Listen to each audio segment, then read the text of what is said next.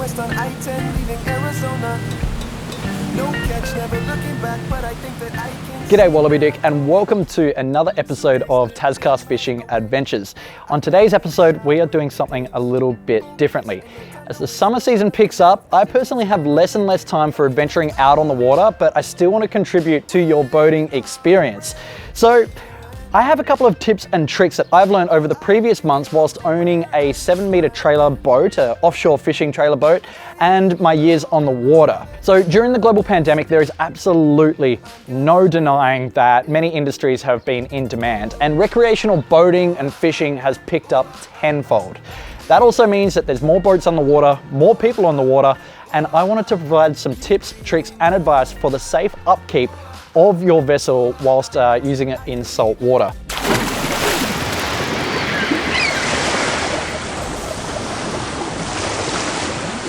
Handling a boat with a couple of tons of weight behind it can be a pretty daunting task, but let me tell you, I've actually found it to be a little bit easier than, say, some smaller tinnies that I've owned in the past as well, especially when it comes to backing a trailer and storage. Alrighty, let's get into it. So prior to purchasing your vessel, check your vehicle's tow weights and your boat's tow weight and cross-reference it to see if you may need to install an electric brake system. You might also need an Anderson plug to power that brake system. A lot of 4x4 vehicles have an unbraked towing weight of about 750 kilos. Don't quote me on that, I'm not sure it's 100% accurate, but anything towed above that weight, you actually need, by law, an electric brake system on your trailer for. So prior to picking up your boat, it's a great idea to get that installed. Tip number 2. So for general handling and transit on our roadways, check your boat's height and length. This can be really helpful to know for when you're transiting under bridges, when you're parking in storage, etc., etc. My yellowfin hardtop is about 3 meters tall and 14 meters in total from the tip of my car to the end of the motor. It's handy knowledge to have. Tip number 3, we're really starting to get into it, and that is purchase spares for everything you deem necessary. The last thing you want to do is go to launch your boat, you're doing your last cross-check over everything and you realize, oh, I don't have my bung plug. Where the hell is my bung plug? And you go to the place where you normally put it and it's not there. I have spares for everything, including bung plugs, straps, knives, ropes, rollers, safety pins. It is so handy because if you're out on the water, you can't exactly just go to your closest supermarket or your closest BCF and pick something up to assist you with the rectification that you need. So having spares on board is just so helpful. I actually have a handful of spares in my car that are there under the seat at all times, and I also have some spares that are relevant to the boat on the boat. Tip number 4. Alongside having spares for everything you deem necessary, it is a fantastic idea to have a little boat toolbox in your vessel. I didn't think I would use this as much as I am using mine, but there are so many things when you're out on the water that might need a quick little tighten, a quick little screw, or you might just want some zip ties or whatever you have in there to quickly rectify an issue that's popped up that you can't fix until you're back at shore. It doesn't take much to go to your local Bunnings or hardware store and pick up a wrench, a hammer, a screwdriver, zip ties, an Allen key set, etc., etc. I really didn't think that I would rely on my toolbox as much as I have been relying on it, but it is a fantastic idea to have on board for obvious reasons. Now, I know I'm gonna get in so much strife for all of the things that I've been telling you to purchase in this video. This comes back to storage once again, and that is to have a wheel chock for when you're in storage and also a trailer lock, and a really heavy duty trailer lock at that. You've just invested all of your hard work and all of your money to purchase your new vessel, or your new toy, as some might call it. The last thing you want to happen is for somebody to knock it off with ease, never to be seen again. So protect your new asset. Having a wheel chock obviously is going to stop your vessel from rolling away when it's parked in storage.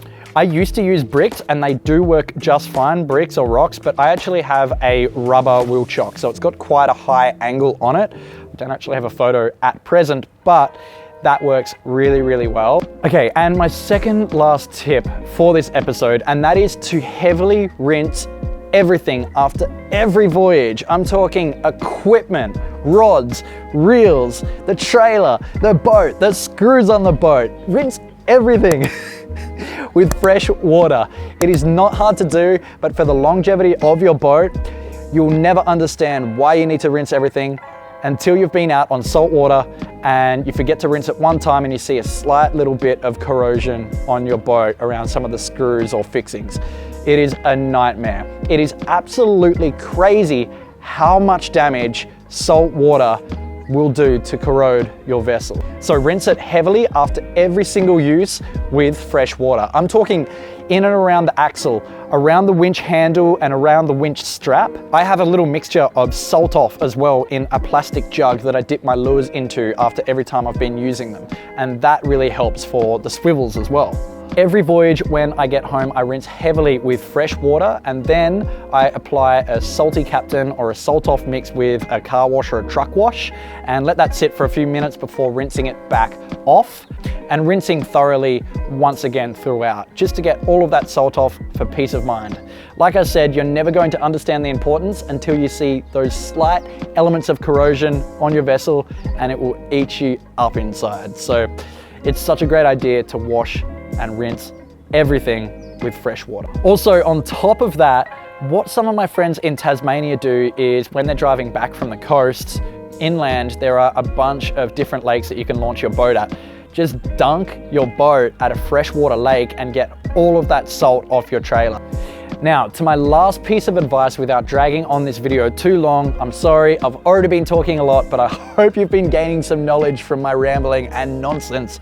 And that is, every time you launch and retrieve your boat, make sure that you have some friends or family members there to assist you, alongside a backup plan if anything goes wrong at that boat ramp, or say the wind is not blowing your way and you've got an alternative boat ramp that you can meet at. Just stay in communication with whoever is helping you launch and retrieve. I'm saying this because the first couple of times that I launched my vessel, I did not feel comfortable doing it solo. I can do it solo now, and I have fenders to assist me for when I'm tying up after I launch. Also a fantastic idea, you can pick them up for about $50 or $60 each and you don't scratch your paint when you're tying up with your anchor and leader ropes, because there is so much to learn. There is so much weight there and there are so many different things that can go wrong.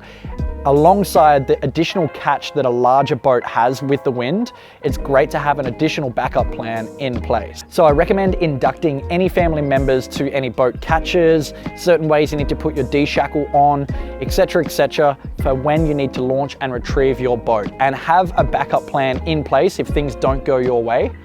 If you are launching by yourself, have some fenders there for you so you can tie up with your anchor ropes when you go to retrieve your vehicle and come back to your vessel. If you learned something from this video, don't forget to subscribe to Tascast Fishing Adventures, like this video, and also comment below if you have a few different offshore boating safety and maintenance ideas in the comments down below.